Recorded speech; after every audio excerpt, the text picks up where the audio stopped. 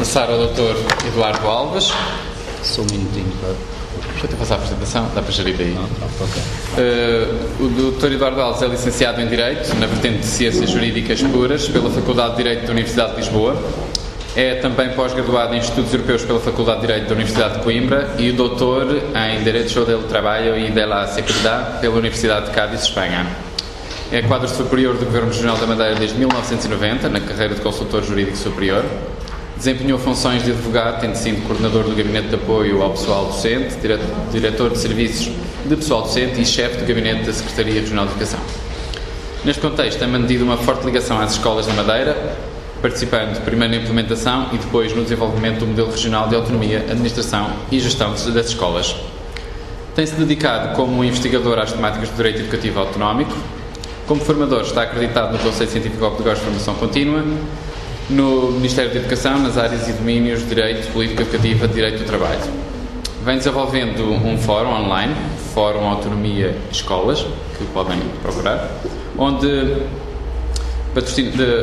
patrocina dinamizando um conjunto alargado de informação e também documentação, particularmente orientada para as matérias relacionadas com o funcionamento, organização das escolas, ao qual associa também a realização de ciclos de boas práticas nas escolas e com todos os atores que estas incluem, pais, alunos, professores, entre outros, sobre as temáticas relativas ao funcionamento das organizações escolares.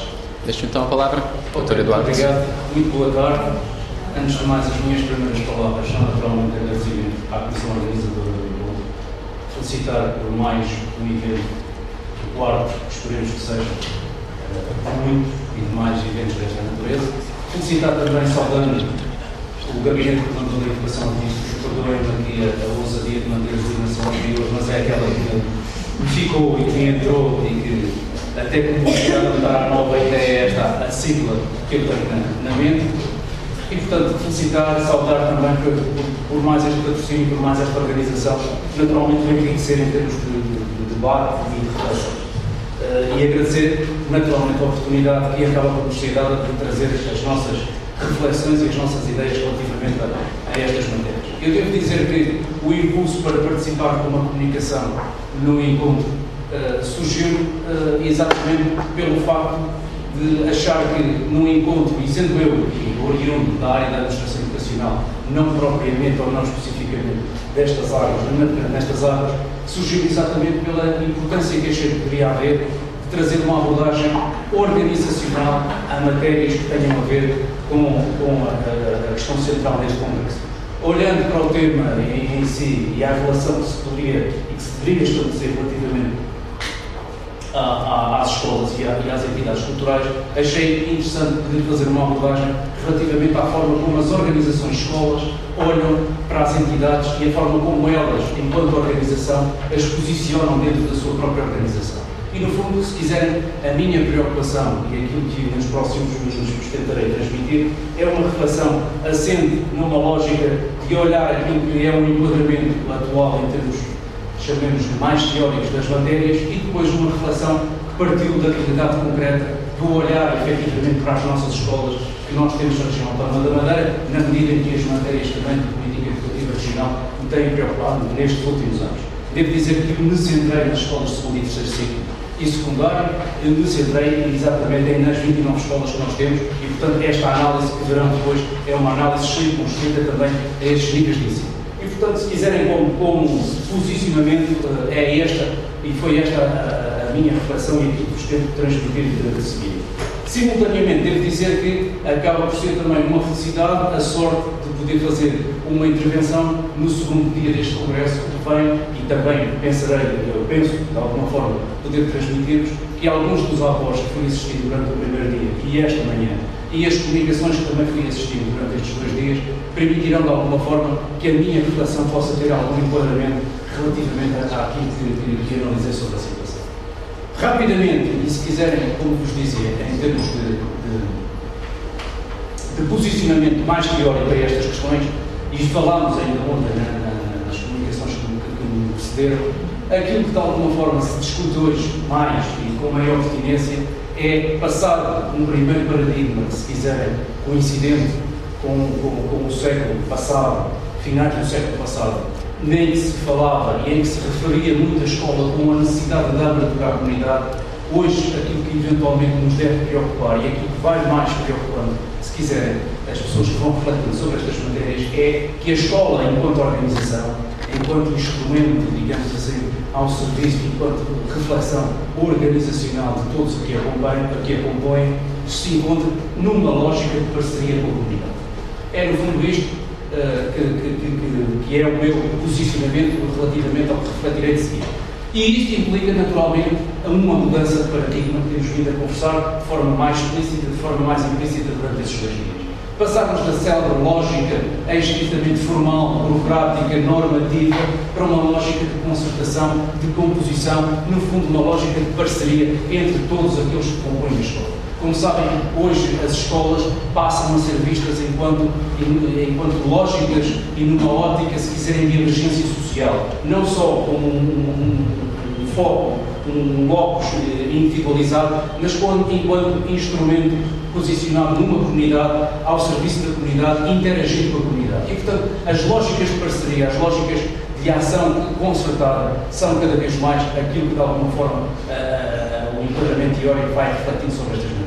O que significa, lá está, o que significa que esta realidade não deixe de ser, por si só, já uma constatação causal, como uma visão, se quiserem, de sistema da própria organização escola, de forma a que as escolas hoje se encontrem enquadradas em termos estruturais no próprio sistema educativo enquanto sistema mais vasto. O que é que nós temos, muito rapidamente, em termos, se quisermos, da realidade que transcende Portugal, e depois de seguida vemos o que se passa em Portugal? A base de dados Eurydice de 2007 tem um trabalho bastante exaustivo relativamente aos países europeus. A realidade diz-nos que, fundamentalmente, se convivem perante 2 realidades que têm vindo a ser associadas naquilo que é a ação dos países europeus. A descentralização dos sistemas educativos e a autonomia das escolas. Muito rapidamente, e até porque ontem falámos nisso, nós assistimos nos países nórdicos a uma emergência cada vez maior da importância das autarquias no envolvimento das escolas. Assistimos nos países balcânicos, na Polónia, a República Checa, a uma importância cada vez mais de os sistemas educativos terem apoios relativamente à nova gestão pública também dentro das escolas. Assistimos a uma França e uma Espanha à importância cada vez maior de destaque que é dado àquilo que eles chamam os centros públicos de ensino, que no fundo são as nossas escolas. A realidade europeia é cada vez mais no sentido de que, efetivamente, a matéria que conduza a que a escola não se feche, se abra, no sentido não só de refletir a comunidade, mas estabelecer parcerias com a comunidade, com os parceiros que fazem parte dessa comunidade, é cada vez maior. Centrando um pouco mais em Portugal, e talvez isto seja importante para compreender também, de alguma forma, aquilo que eu de seguida vos tentarei discriminar com outra atenção, em Portugal nós, se quiserem, enquanto partida para todo este processo, temos indiscutivelmente em 85 uma comissão de reforma do sistema educativo, na altura patrocinada pelo Ministro da Educação, João Deus Pinheiro. Começou-se a discutir efetivamente a necessidade de abertura das escolas e a necessidade de o sistema educativo começar a ser visto nesta realidade e nesta multiplicidade. É neste momento, em 85, que se começa a discutir pela primeira vez em Portugal a importância em distinguir dentro da escola aquilo que é a direção enquanto fórum mais alargado com a participação de todos aqueles que podem contribuir para a definição de uma política educativa de escola e a própria gestão daqueles que são os operacionais que gerem a política que é definida por chamamos-lhe por esse fórum mais alargado em termos de realidade de escola. Esta comissão acabou por produzir alguma documentação, muita da qual acabou por ter base e ter servido de base àquilo que é hoje a nossa lei de bases do sistema educativo de 86, apesar de ter tido umas alterações, mas nada de fundamental. É aqui que nós encontramos um fórum próprio, se quiserem, normativo de sustentação relativamente à forma como as escolas se devem posicionar perante a comunidade. Em 89, por vezes é esquecido este documento, existe um decreto-lei que vem efetivamente criar aquilo que é os alicerces para a autonomia administrativa, pedagógica, financeira das escolas enquanto instrumento de funcionamento. Pela primeira vez, e estes decretos, se quiserem, são os decretos enquadradores, pela primeira vez o decreto que preocupa na sua própria concepção, e eu, como obviamente por alguma economia, quer na minha apresentação, quer também não tornando esta comunicação demasiado maçuda, não vou entrar no detalhe dos documentos e apenas vos deixo estas notas de reflexão.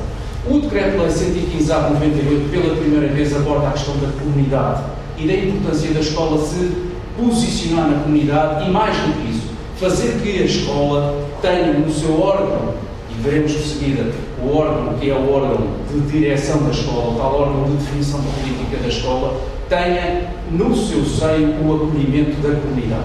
E a comunidade aqui vista enquanto pais, alunos, docentes e não docentes, obviamente, mas também todos aqueles que sejam elementos ativos dessa mesma comunidade, pelos quais passarão naturalmente as entidades privadas da área cultural, da área científica, da área ambiental, da área tecnológica, da área económica, enfim. Pela primeira vez, neste momento em Portugal, reflete-se sobre a necessidade de a escola ter no seu seio, já não enquanto abertura, mas enquanto obrigatoriedade de definição das suas regras de funcionamento, um fórum onde estas realidades possam ter acesso.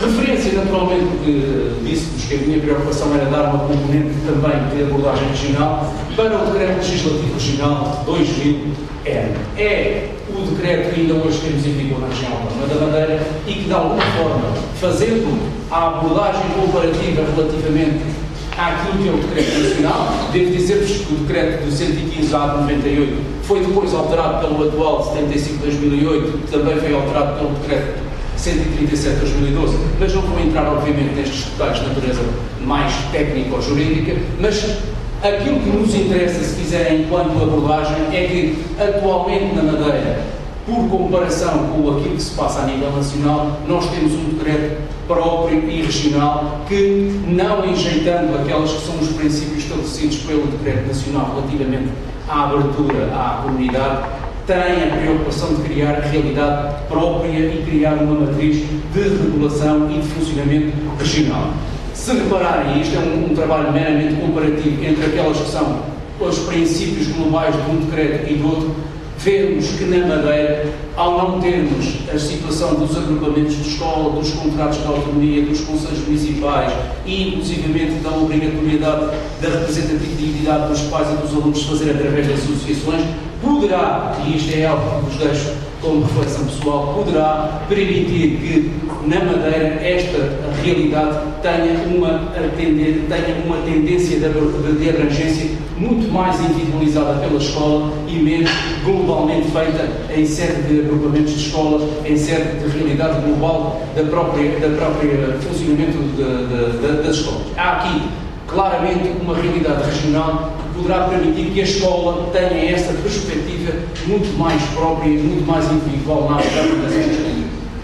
Muito rapidamente também, para passarmos depois aos dados concretos que fui recolhendo durante estes últimos tempos, gostava de vos dar como referência para a compreensão do que vos disse, que efetivamente o organograma que nos rege as escolas, quer em termos regionais, através do Conselho da Comunidade Educativa, a nível nacional do Conselho Geral, como vimos do outro decreto, quer depois dos órgãos operacionais, a tal direção de natureza técnica, no caso pedagógico, no caso administrativo, e no caso executivo da área administrativa no Conselho Executivo, aquilo que é neste momento normativamente imposto ao funcionamento das escolas é a existência de um Conselho da Comunidade Educativa, o tal órgão de definição de política educativa de escola, que deve obrigatoriamente ter na sua composição uma representação dos docentes, das modalidades especiais de educação e dos não docentes, dos pais, dos alunos, com margens máximas de representatividade para não desequilibrar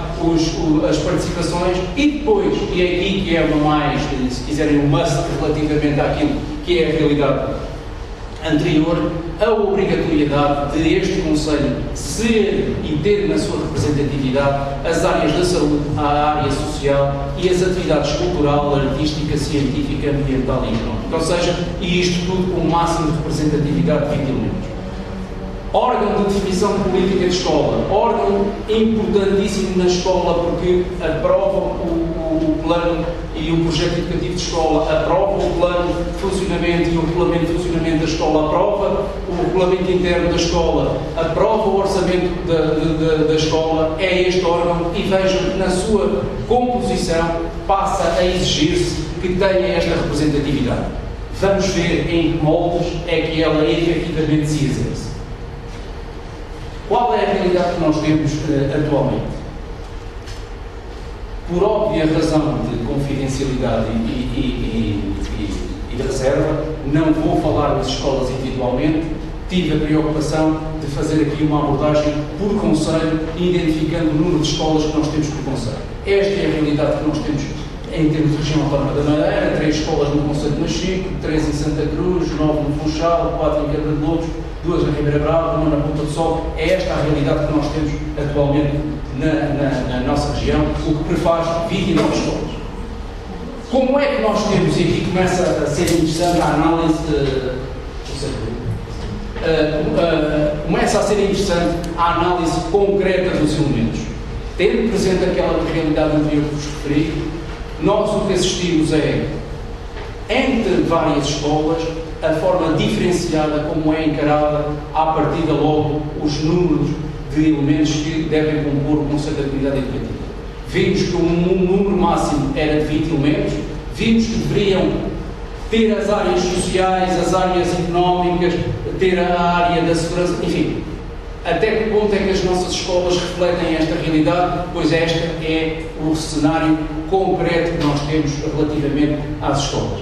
Se temos escolas como no Conselho, por exemplo, de Machico, em que uma das escolas explica-se pela versão mais minimalista possível de 10 elementos, até um máximo de 21, e depois aqui temos inclusivamente as escolas que transcendem o número que a lei estabelecia de 20 elementos, o que se explica provavelmente pela forma como contabilizam os elementos que têm uma presença obrigatória ou não na própria escola, mas independentemente disso, reparem a forma diferenciada como à partida nós temos formas iguais de encararem a mesma normatividade por parte das nossas escolas.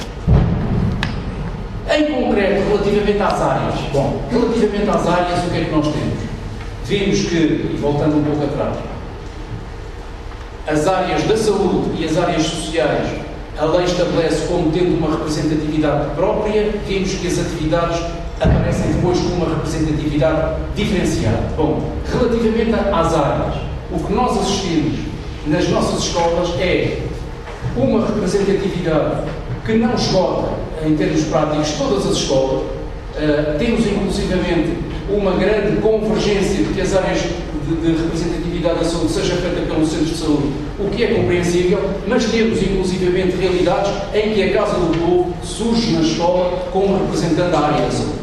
A área social, eu poderia dizer a mesma coisa, há uma convergência grande para que a segurança social faça a representatividade desta área, o que à partida poderá ser compreensível, mas continuamos a ter realidades interessantes, como o facto de, por exemplo, na área social, uma escola de Santana entender que a PSP representa esta área e a Casa do Povo representa esta área. Adiantando para as atividades, e no fundo aqui se nos preocupa mais, no que diz respeito à atividade económica, reparem que também aqui há uma representatividade bastante heterogénea relativamente às áreas económicas, o que colocam situações interessantíssimas que vão desde a representação da área económica ser feita por indivíduos ou por empresários em nome individual ou por associações comerciais e reparem que o Funchal aqui nem sequer tem uma representatividade da área económica, e na área cultural, que é aquela que mais nos interessará, e até para adiantar o tempo, aquilo que nós assistimos é das escolas que têm representatividade na área cultural, e que não são todas, como vimos anteriormente, a realidade é heterogénea. Em Câmara de Lobos, uma das escolas faz representar a atividade cultural através da Casa do Povo. O Funchal, curiosamente, vai buscar uma escola com um clube desportivo a representar uma atividade cultural, um centro cultural a representar a atividade cultural, o Arquivo Regional da Madeira, a Ribeira Brava, que curiosamente indiquei aqui porque, não tendo um membro de facto cooptado, uma das escolas da Ribeira Brava tem no seu regulamento de funcionamento como o mesmo elemento a representar, ou poder representar todas as áreas. Não chegou a cooptar esse elemento, mas diz que ele, quando for cooptado, representa indiscriminadamente as áreas todas. Portanto, o que há aqui é uma lógica muito heterogénea. O Porto Muniz, através da Casa do Povo, Machico, Santana, parem, há uma grande preponderância a que as Casas do Povo surjam institucionalmente nas escolas que têm representatividade da atividade cultural ser feita através das Casas do Povo. Como sabem, a Casa do Povo é uma estrutura que vem desde o Estado Novo, nasceu numa lógica de Estado corporativo, com uma abrangência bastante previdencial no momento em que os trabalhadores rurais não tinham praticamente apoio sob o ponto de vista de reforma de previdência. Hoje, com a evolução naturalmente que o Estado acabou por ter, as Casas do Povo alteraram-se e alteraram inclusivamente a sua própria configuração e a sua própria organização, mas continua a ser, digamos, nas escolas que são fora dos grandes centros urbanos, a entidade privilegiada para fazer a representação da atividade cultural e, em alguns casos, de outras atividades. Resumindo esta realidade, naquilo que me parece relevante, nós temos, apesar de tudo, cerca de 3/4, 76% de áreas e atividades de representatividade nas escolas, ou seja, as nossas escolas, apesar de não terem todas esta preocupação de ter as áreas sociais e as atividades culturais e as atividades económicas, etc., como representante no seu Conselho de Comunidade Educativa, ainda assim são mais as que têm do que as não têm. Temos na área social uma preponderância bastante elevada de representatividade ao nível de 48%, na saúde 45%. Dentro das atividades vemos que apenas a área económica e a cultural existe, e é curioso, penso eu, assinalar que, apesar dos discursos, apesar daquilo que tem sido naturalmente os tempos mais próximos da importância das atividades económicas e a importância que inevitavelmente também se fará refletir nas próprias escolas destas matérias de atividade económica, ainda assim, das atividades que estão representadas na escola, aquela que tem maior destaque acaba por ser a atividade cultural acima da atividade económica. Para concluir, até porque sei que já estou fora do tempo e o nosso moderador é radical, está bem, qual é a abordagem que vos queria deixar como reflexão? E por isso que dizia no início aquilo que me pareceu importante ser feita esta intervenção depois das comunicações anteriores e tudo aquilo que nós vimos anteriormente durante estes 2 dias de congresso. A importância não só das atividades e das entidades se fazerem sentir nas escolas, seja de forma individual, seja de forma pontual, seja de forma mais voluntariosa, quem lidera a escola assim o entende como mais-valia, a importância em termos organizacionais das escolas começarem na sua política de definição, no seu projeto educativo, na sua forma de organização, a chamar as entidades todas, e particularmente a cultural, a serem parceiros mais do que meros colaborantes, parece que é uma mais-valia e é um dado positivo. Era interessante, e isto é uma mera análise, como sabem, empírica, genérica e global, fazer agora um trabalho, quiçá a nível de 1 ou 2 ou 3 escolas, e ver aquelas que têm uma intervenção das atividades culturais, em que moldes é que essa representatividade se faz e qual a importância que essas entidades desempenham ao nível da escola para a definição mais concreta, mais plausível, mais sustentável da política de funcionamento da escola. É, no fundo, esta reflexão, como vos disse, sendo, enfim, oriundo de uma área que é a área da administração educacional, parece-me importante. As escolas só têm a ganhar hoje que, efetivamente, não só não se fechem sobre si próprias, e eu penso que isso hoje é um paradigma que está ultrapassado, mas que olhem agora com uma dimensão diferente. Olhem como locus social que são, em termos de posicionamento numa comunidade, e que entendam que só têm a ganhar em afirmar-se perante essa comunidade numa interação que têm que estabelecer com os seus parceiros, entre os quais, naturalmente, a área e a atividade cultural, mas não chamá-los apenas, e isso já é importante, isso já é uma mais-valia, não chamá-los apenas para uma mera colaboração, mas incluí-los na sua própria organização. Eu penso que esta é a mensagem, se quiserem, final. Creio que estes dados dão-nos, e enfim, se tivesse mais tempo, poderia ter desenvolvido com outro detalhe, mas numa abordagem muito genérica, penso que nos dá pelo menos esta reflexão importante de paradigma e de evolução de paradigma que eventualmente se coloca hoje à organização das escolas da região autónoma da Madeira, e eu diria, inclusive Muito obrigado. Agradeço também ao Dr. Eduardo a sua apresentação e temos ainda 1 minutinho, 2 minutinhos para quem quiser fazer 1, 2 perguntas, se tiverem questões a colocar. Se não, damos por encerrado porque estamos mesmo em cima do tempo e passamos já para a comunicação seguinte.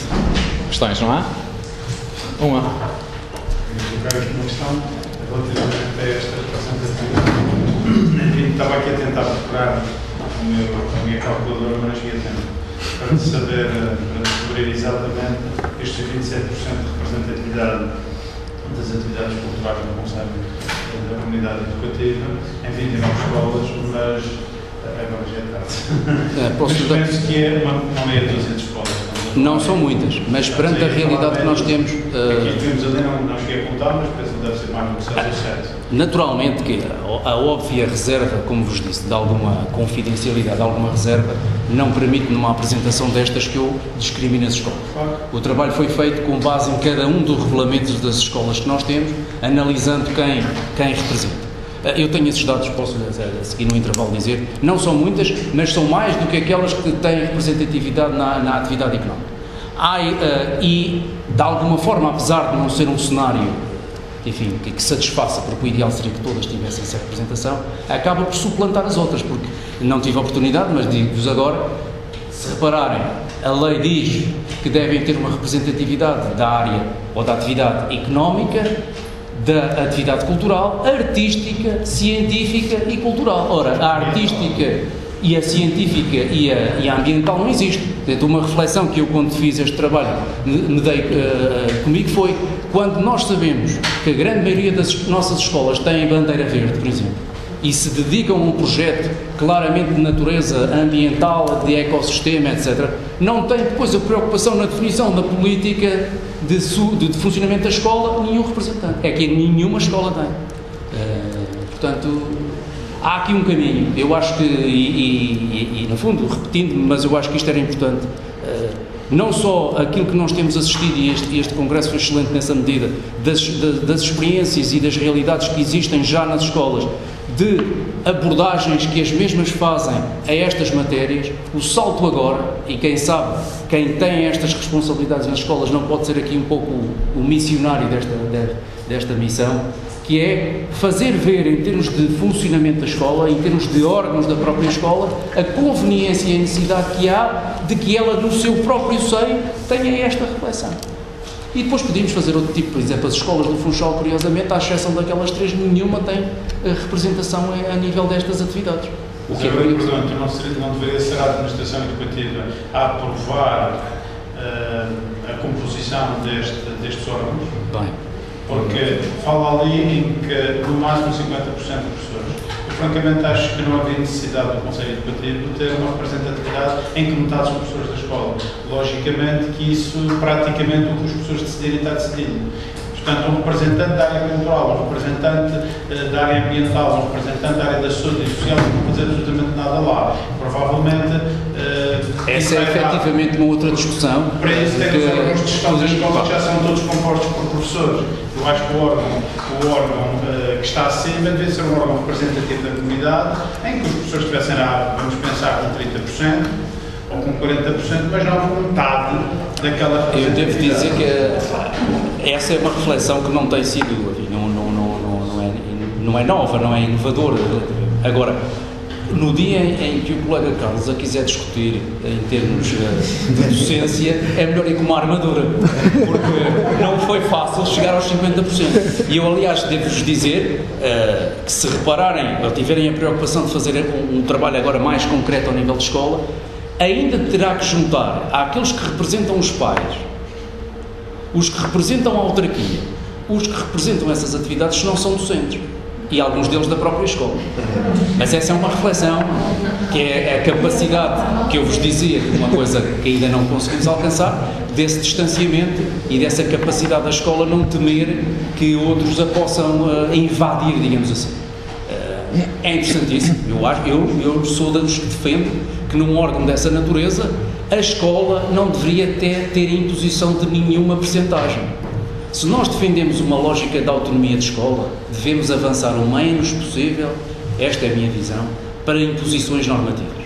A imposição deve ser o mínimo possível, as regras devem ser as mesmas. Porque a escola é que tem que refletir. Se quer efetivamente ter a área cultural, se quer ter a área desportiva, ela é que tem que fazer essa reflexão.